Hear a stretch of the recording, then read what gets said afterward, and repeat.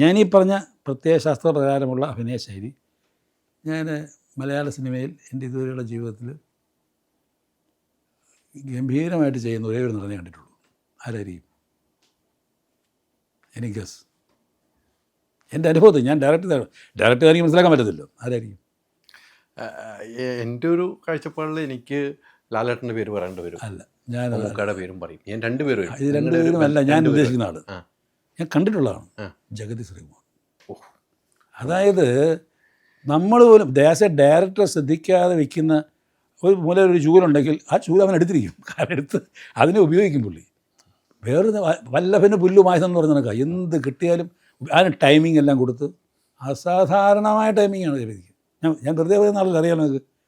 എൻ്റെ സുഹൃത്തൊക്കെ തന്നെയാണ് വേറെ എത്രയോ സന്ദർഭങ്ങളിൽ ഒരിക്കൽ ആര് ചോദിച്ചു ഒരുമിച്ച് അഭിനയിക്കാൻ താല്പര്യമുള്ള നമ്മുടെ ഏറ്റവും ഒന്ന് എനിക്ക് ജഗതി ശ്രീകുമാറായിരുന്നു. കാരണം നമ്മൾ വർത്തമാനം പറയുന്ന ഒരു ഡയലോഗിനെ കൗണ്ടർ പറയുന്നിടയ്ക്ക് നമുക്ക് അഭിനയിക്കാനുള്ള പ്രേരണ തരുന്ന ചില നീക്കങ്ങൾ അദ്ദേഹത്തിൻ്റെ ഭാഗത്തു നിന്നുണ്ടാവും. മറ്റതൊരു വുഡൻ പീസിൻ്റെ മുമ്പിൽ സംസാരിക്കുന്നവരിക്കും. സോ അതാണ് എനിക്ക് ധാരാളം. അപ്പോൾ അതുകൊണ്ട് ഞാൻ ചോദിച്ചത് ഉത്തരം പറഞ്ഞത് ഇത് ഈ നമ്മൾ ഇത് അഭിനയിച്ചുകൊണ്ടിരുന്നപ്പോൾ ഓർത്തോന്ന് ചോദിച്ചാൽ അതൊന്നും എന്നെ ബാധിക്കുന്നില്ല. ഞാൻ ആ മാത്തമാറ്റിക്സിൻ്റെ പറയാൻ പോകും. അതിൽ എൻജോയ് ചെയ്യുകയും ചെയ്യും.